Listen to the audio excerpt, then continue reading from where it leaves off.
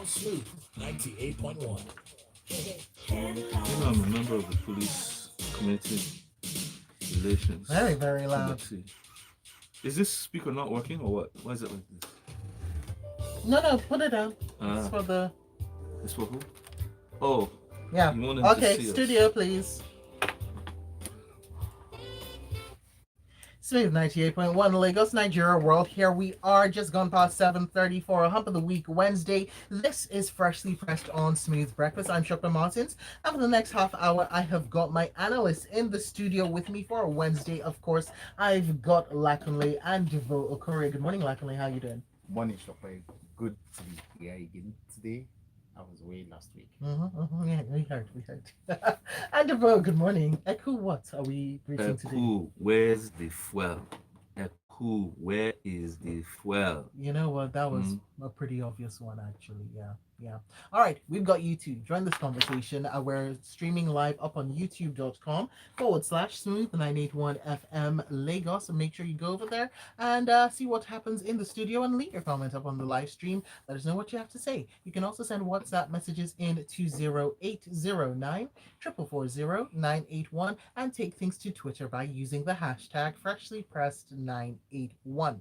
All right, so let's start things off with the news of the day, really, and that is the issue of the fuel queues. But from the nation, scarcity, petrol ex depot price rises to 178 naira per liter, and we've seen motorists and commuters in Lagos and other southwest states being in for a tougher time, according to the article, as more filling stations remained shut yesterday, with queues lengthening in the few stations that had supplies, while bus stops had. Oh, I'm going to quote this article from the nation: thousands of forlorn commuters. But this is not just happening in the southwest of the country. We've seen fuel queues resurging in other parts as well, way before we even started seeing the signs and symptoms here in Lagos. So, Deva, I'm coming to you for this one. Well, where is the fuel actually? Because we thought we had seen the last of fuel scarcity in Nigeria. Apparently, never. Yes, after the brouhaha we had last time before we agreed to up the price to 180, right? But currently, I think news has come out as to why there is this apparent, what I call artificial scarcity. The independent IPMAN, Petroleum Marketers Association, are saying that the depot price, the ex-depot price, has gone up from 145 to 178, 180, right? Now, I think by now, many Nigerians have started understanding, at least to some extent, how the petroleum industry works. It's not a charity business, okay? Everybody will make something. There will be profit on every aspect of the petroleum value chain. So when you're buying fuel ex depot, that's once it's imported into those big tanks at Apapa, that to move it from Apapa to the stations comes at a cost. That's the logistic cost, or what some people refer to as bridging. Okay, so before it was being sold at 145, and if they add their bridging cost, that's what they said they have to sell at 180. So now, if they're collecting at 180, add like 20 to 30 naira on top for bridging. So that means very soon, if this persists, we'll soon be hearing that uh, they can only sell at 210 or 220, let's say for those up country, especially because the price for Lagos cannot be the same price for Calabar or Sokoto or Abuja. So, and I really want to hear also how the fuel queues in Abuja are coping. Remember, they suffered fuel price queues for, I mean, half of the year. Mm-hmm. Yeah. Now, the regulatory agency, that's the Nigerian Upstream Downstream Petroleum Regulatory Agency, came up and said, "Oh, nobody should panic that they have stock till 24." I think We heard that yes, before. we've not just heard that rumor, that myth or lie has been dispelled to the ground. We don't even want to hear them say that anymore. If you did have excess, or would I say allocation in stock, why is the price changing? Why is allocation to the independent marketers? Because the major marketers are still selling, and that's where the queues are. Okay. Now, the truth is this: the structure of pricing of fuel PMS in Nigeria is is in a very in a state of default. And when I say that is the price hike is inevitable, prices definitely have to change because we're paying subsidy. And as long as the pressure on subsidy continues, what I mean by that is Nigeria is making less money. So it's becoming tougher and tougher for the federal government to subsidize. There will be enormous pressure on depot price. So what we're seeing and what I say and my recommendation, which has always been, is the government has to take the hard decision on gradual subsidy removal. And I would say that it's better that this gradual This removal, government or the next this government? government, because they're still collecting salary. When they stop collecting Okay. salary, we can start looking to the next. Okay. So, But this government has made it very clear they're not going to do that what within their tenure. that is their business. It's up to Nigerians to hold them to account. How? Now, that's what I'm saying. I would rather the government take a position on managing the phased removal. And what I mean by that is you can see they will soon add 20 to 30 naira to what we pay currently. So soon you'll be hearing a move to sell at 210, 220. And I'd rather they make that decision upfront than to suffer Nigeria, because this how many days is this? Is 2 days from it started on Monday. We don't have to face the next 3 weeks into Christmas suffering at the fuel stations, and you know the implication on Look, food Deborah, and I all have other to forms say, of transport. we have had there have been examples of subsidy in other countries. I'll take the example of Kenya before William Ruto came in. I was like, nope. Let's look at how they managed to review their subsidy payments and the prices of the petrol products. Yes.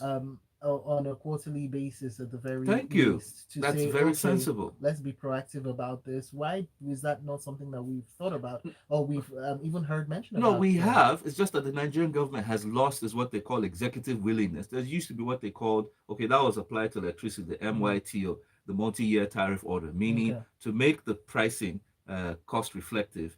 At every year you increase it by a certain amount. Obasanjo tried that at some point. Quarterly, not yearly. Yeah, so Because yearly is no, I mean we've that. seen what happens Yes, from that year was to year. electricity. So I'm saying for fuel, we can do quarterly improvement of maybe 20 naira, because NNPC has already told us that if they yank it off completely, you'd be paying like 400, 450 per liter. So instead of this suffering, why not on a quarterly basis? That's every 3 months. Take it up by 20 or 30 naira. I think Nigerians can prepare to address that better off than just we wake up and we realize there's no fuel, and then we start to fight like cats, dogs, and animals, orangutans at what do you call? Sorry, those are kind words, like baboons I at refuse that one from at my sake. at fuel stations. I refuse on their Please, behalf. we've gone through this too many times, because you know that the hardship is enough already. Shouldn't it end? Questions. Naratelli from Ogudu says December is almost here and fuel scarcity is back as always. Putting another spin on it. All right, let's take a look at this one from the Punch. Federal government's false security alert says Nigeria is safe. We heard from the Minister of Information and Culture, Alhaji Lai Mohammed, who gave this assurance in Abuja yesterday during a ministerial session at the ongoing UNESCO Global Media and Information Literacy Week. Lacking your thoughts. My personal opinion of Mr. Lai Mohammed is going to lead my opinion on this. I think that he's spoken like he's a member of the opposition all through his tenure as Minister for Information. The manner in which he communicates with people sounds like he's criticizing everybody that says has an opinion about the government. I think that what he should be doing, he should be explaining what the government has done in detail. Now, this is an item that we cannot wave off like that. We have experiences, particularly in Abuja, of terrorist attack. You remember the United Nations house bombing, the bombing in Nyanya garage, and so on and so forth, and the recent jailbreak. Will people in Abuja, Nigerians who live in Abuja, will this information from the minister be reassuring to them that Abuja is safe? I don't think so. We also appreciate and we see the effort that the Nigerian military and security forces have put into keeping us safe. We appreciate that. We can only ask them to do more.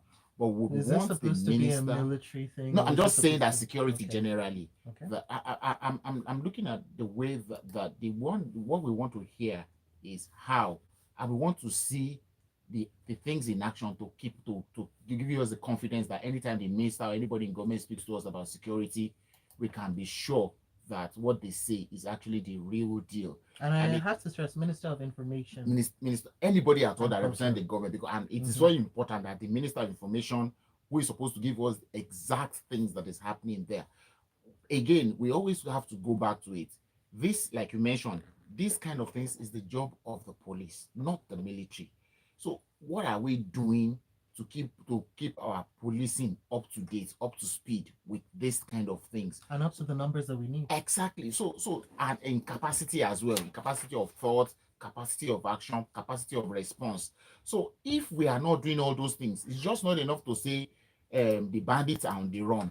It is out of their on the run that they broke the cordon around them and entered Abuja and went to the prison to free some of their members and so on. And so we need to see these efforts that it is headed in one direction. So whatever it is that the United States foreign mission Nigeria saw that made them give that notice, I think that we should investigate it, even though we've said it is not true. We Oh, should and the still, UK as well. yes. Mm. So whether whatever it is that they have seen, I think we should be questioning them. We should be speaking to them. Say, what did you see? Where did you get the information from? So that we can even query it and see. Not that we just say it is false because we are doing ABC. All right. Just let me read this one. So first of all, I was not expecting this message from Dami from Ikeja, so he took me by surprise. Dami from Ikeja says, "I think the Minister of Information is referring to a different Nigeria," and Peter from Festac really is not happy with this administration and says that if there's no basically says there's no smoke without fire. I'm having to edit that one. Dan Okuda from Igondo says, when will we be able to manage this perennial crisis in the petroleum sector? I want to suggest that we understudy other countries like Saudi Arabia and Angola who have managed their oil sectors well. And more messages are coming in, but I do want to take more stories. So let's go to this next one. And this one comes in from the Daily Trust. Stop deploying personnel to highest bidders. That's what a retired Assistant Inspector General of Police, Ambrose Asaibo, has said and or has requested, asking the police authorities to stop deploying personnel to the highest bidders. And he's also decried the continuous killing of police personnel. Now, I'm going to read this quote, Devo, before I come to you. The police high command will be complaining of inadequate manpower, yet 80% of their personnel are in private hands. The VIPs and the policemen are always holed up in their bulletproof cars. When attacks come, the policemen are always the first casualties. I'm surprised that the police authorities are comfortable with these ugly incidents. Your thoughts? Yes, AIG, retired AIG Ambrose Sibo, this argument I have a personal attachment to because as a member of the police community relations committee, um, nobody's ever happy when you lose a policeman, not just because he's your brother or your sister, but the amount of investment involved. We already have a weak and decrepit police system. So to lose some under these instances is painful. And this goes for all security forces. However, you see, he has a right motive in his argument, but the premise is completely wrong. Now, what he was saying was, oh, why are we deploying our personnel to the highest bidders, meaning VIPs, those who can pay? Okay, like he gave two instances, like the Apostle Suleiman clergy, who I think lost about four in a recent attack, that were brutalized, and if you saw the pictures, they were gruesome. Likewise, in the case of Senator Oba, who lost about two earlier this month when he was attacked somewhere, I think in Anambra. Now, the thing is this, right? Um, uh, Even yabbed how Jesus Christ didn't have escorts. So why are these clergy having escorts? That's the how do I say it? That's the mojo. That's the What gist. about the 12 disciples? Yes, that's the whole. If you want to take this down that line, we can have that debate. We don't. Yes, Let's focus on but the right truth here is, on Earth, yes. please. So the truth is, the right In premise is this this, time. right? Our police force is highly inadequate. What are the numbers? We have about 350,000 policemen in this country, okay? For a country of over 200 million people. So that puts it at, if you take out the 100,000 that are working for VIPs, that's about 250 left. It means you have one policeman for 800 Nigerians. Let's put that in proper context. You have one undertrained an ill-equipped police officer, And overworked. an overworked Let's not forget police that. officer for 800 Nigerians. That's just humanly illogical and impossible. So it's clear already from the beginning that you're going to have a failing police system, which we all know. Okay, we're not trying to debate that now. So in his arguments in saying that, oh, we could have kept some of these policemen that are working for VIPs for the police force, which is right. The premise should be already they're making claims that 80% are already in private hands. I don't believe that. I think that's grandstanding. I'm glad because I wanted to ask you about that. No, no, no. 80% of the It's not possible. That's personnel. like 300,000. No, that's not. I think he's grandstanding. However, there's an argument and a justification to be made. You need to beef up internal policing times three. We literally should have 1 million policemen working in this country. That's just to start talking, right? Now, how do you achieve this? Because the question is not just let's just talk. Now, to achieve 1 million policemen, you need to address the recruitment challenges. Currently, within Nigeria, many Nigerian citizens above 21 are refusing to join the police, one, because of the nepotism and the tribalism involved. And I put that squarely on the tables of Buhari and his nepotistic tendencies. Yes. Oh, wow. And Okay. that's simply because this is what you get at the end of the day. Because if you go to the police force and the EFCC, you literally would think it's a Hausa or Fulani club. And I'm saying this so that people understand what is really happening. Now, when you do this to a Now, people, they feel Devo, excluded. can I stop you Yes. there for a second? And I want to you to clarify when you talk about police recruitment. Mm. Can you talk about at the levels at which we're seeing people police people not wanting to join, which is the rank and file? Yes, Lakune, you also want to add Yes, something? I want to just remind Divo that we were at this desk the other day when the clarification was made about joining the police, and we have particular southern states, I can't remember the states, that they refuse to fill the quota that was assigned to them. Mhm. The reason people don't join the police, it's for me, from my outsider point of view, it's much more about the perception we have of those who are in it right now. I had a particular experience with that, and the person said to me, so I will be wearing black uniform. Am I mourning? That is a cultural belief that's making that person that said that to me not wanting to join. There are those who say, so I'll join police, I'll stand under the sun and I'll be saluting somebody who is driving the car past me. So people have different reasons. We saw that documentary that Channels did a few years ago in trying to help The training school. the training school in Ikeja. We saw the conditions under which those people lived. Mm-hmm. Has that improved? Has changed? Anybody who saw that, would anybody who saw that documentary want to go to the police Because academy? also remember and that so on the and so training forth. school was then rehabilitated. Yes. And so much. But- So But you know the thing is this, right? This nepotistic side has been an issue because of the when you say rank and file, what happens is that people have generally seen that this country is only for a few people. That when they join the police force, they'll stay on a post for a long time, and then other people get promoted easily. Now, this literally has watered because if you check the military, it's almost the same or not exactly the same. However, even if you deal with that, how do you fund this? I expect that the big, large entity of funds that goes to the military, at least a third of that can be given to the police because you're not supposed to have the military in 34 out of 36 states. You're supposed Give to the have police, in all the yes, states give the police the doing proper their job. funding so that you can strengthen them to be able to give you the internal security that you are looking for.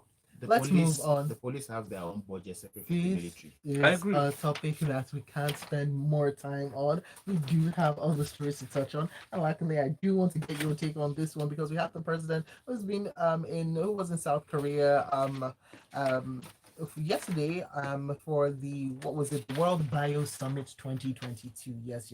What does that mean? We'll get to it, Devo. We'll get to it. It was in South Korea. It was in Seoul now. It means Why did he something. go for the World Flood Summit? Expressed Nigeria's readiness to become a global hub for sustainable manufacturing and distribution of vaccine and biological pharmaceuticals to support initiatives to keep all mankind safe. I'm just going to put that out there because time. So luckily, I just want to get your take on this particular story. Shokwa, you know my opinion about this kind of pleasing stories, right? I say that for any type of story that appears pleasing, we should celebrate. The fact that we're willing to be a part of this is enough, right? And I'll go to just use a parallel example. Right. So sometime in 1967, Nigeria agreed to be a part of research into agriculture, right?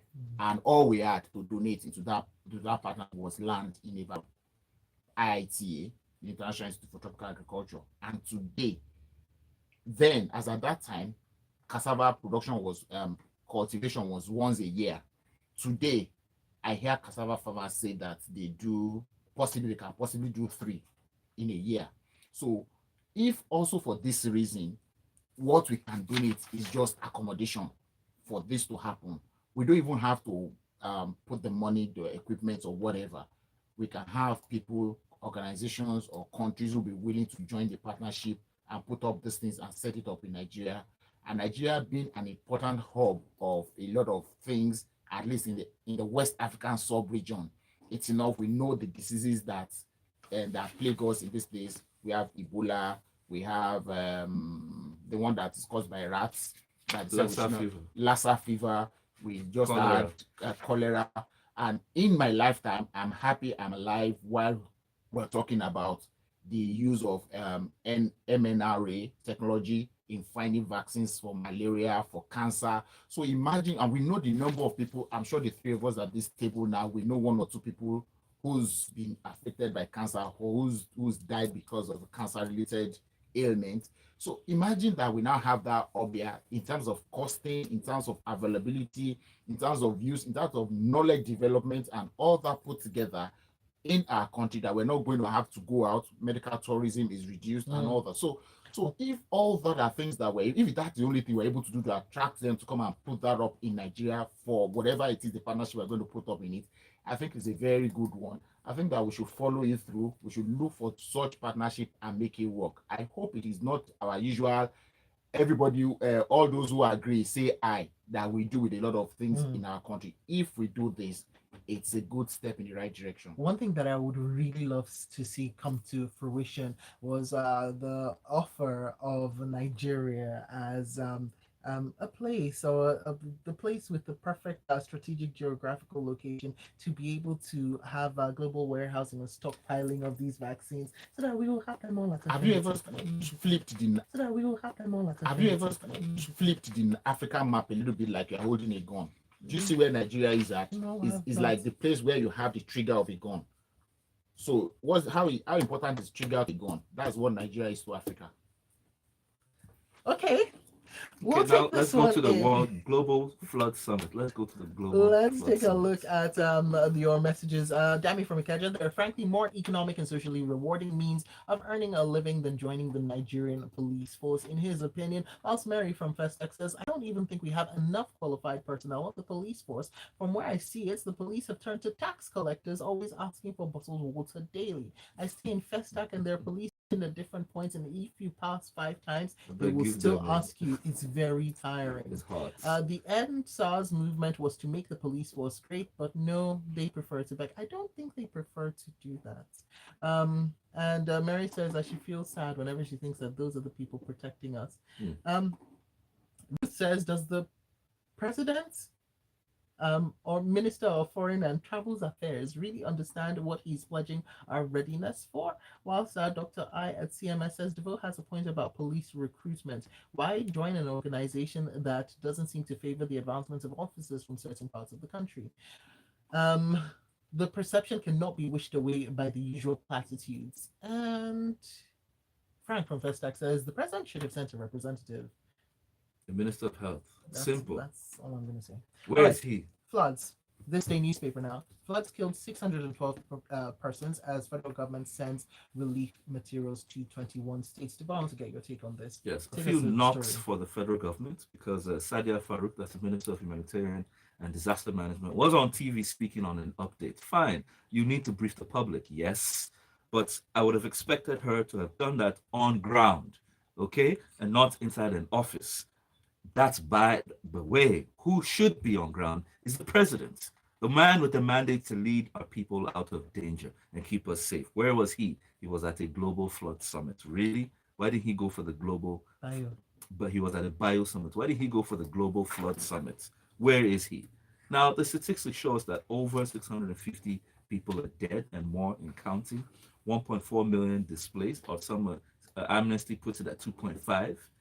Lots of people injured, property loss, which we've not even accounted for, and NEMA, that's the National Emergency national Management. emergency, is clearly overwhelmed. Now the states are crippled because they're still debating the what, where, and how the ecological fund was used, which is over ₦1 trillion of proactive effort. So in that case, we don't blame the federal government. We need to blame our governors. Over 22 states underwater. Even Lagos here, where I stay, the water is creeping up, right? Now, one, she did mention about the palliative and the rescue that's taking place for the 21 states. Really, yes, we have to do all that we can do to help those who are in this emergency. But the truth is this all that can be done? Because we have big problems coming out of this, and the biggest one on the table is food security. A lot of trucks, a lot of logistic movement can't take place because of these roads that have been flooded over. Farms, many farms, over 390 hectares of farmland damaged or completely obliterated. Even I think Olam the other day was announcing that their $140 million investment was completely underwater in Nasarawa State, and that had to do with rice. Now, what that means is that if we can't get food out of the country, then it means we're going to have to import. And you already know that importation is at an all-time high because of the Ukraine crisis and the exchange issue, etc. So it's really bad news ahead with the Christmas coming. Two, the one that is least spoken about, healthcare, clinics, hospitals that are also underwater, health personnel that can't get to those locations. I mean, how many people have canoes on standby? And by the way, with floods come increased health issues. Health issues, cholera, etc. I mean, come on, cholera was at some points completely dealt with. Now it's on its way back up because of this situation. NLC is pushing the compensation argument, which literally should come after. But the truth is this: Nigerian citizens, this is what your government is doing. Now, are you okay with this? Are you satisfied? Are you going to hold the politicians who are campaigning to you to ransom and to account? What are they doing now that the country is underwater? All right, then, Devo, thank you for that. Let's take a look at this next one from the Tribune. Obaseki bans APC from campaigning on billboards in Edo. The governor has banned billboard owners in the state from accepting advert campaign projects from the opposition All Progressives Congress. Lakunle, what do you have to say about this? Tom and Jerry. Here we are again. Recall 2-3 weeks ago, we woke up to the news that the governor of Zamfara banned a few television and radio stations and I think one newspaper from Zamfara State because they covered and aired a PDP campaign event in Zamfara. And at that time, I said that a precedent had been set and that the fact that the state governor exercised the power that he does not have, even in the constitution, that we were waiting for the response of the federal government. I am not aware to date that there had been one to that Zamfara event. Here we are, his counterpart in Edo, a PDP governor, is doing the same thing to the APC. However, one of the respondents to the Tribune's query in this report suggested that it was speculative, that it's not been confirmed. If this is true, the governor has no legal powers to do this. That's why they are supervising regulatory agencies. You have the NBC, you have the, what's the name of the other one? That supervises APCON and all that supervises all these things. It's their job to approve, disapprove, ban, suspend, expel, whatever name you want to use for anybody who has done anything against the principles of operation of journalism in whatever form or advertising. Now, this is antitrust in its raw form, and it is illegal, and it should not be tolerated. I'm assuming that people, the APCON people in Edo State, will take this up with the governor. The effect is plenty. It's not just this. These people will probably sack people because they will say they cannot continue to pay salary because they are not making money from their billboards that they're supposed to have out there. That's one.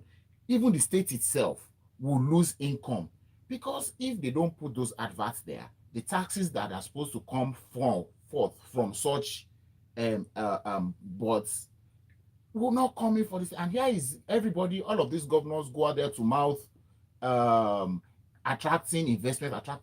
Here you are doing something that is anti that same statement. Politics of hate. And I think that the people should be wary, like they say, power is transient and it should not be abused. What is power without control?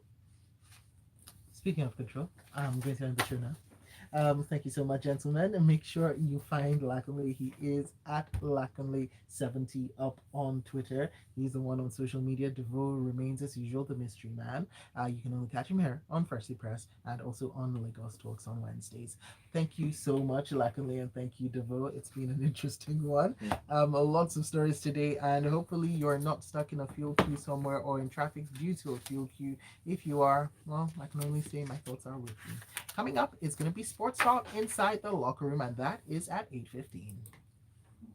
The headlines. We are stopping The stories. on fuel queue. That's where we are headed now. Oh, we're all stuck on fuel queue. Yes, now. Because, I mean, Freshly this pressed. is not going to end today. It's not going to end tomorrow. Thank you so much, It's gonna take at YouTube, least for 1 joining us today. Can they hear you? Yes, anybody is not here. Yeah, do people listen on YouTube?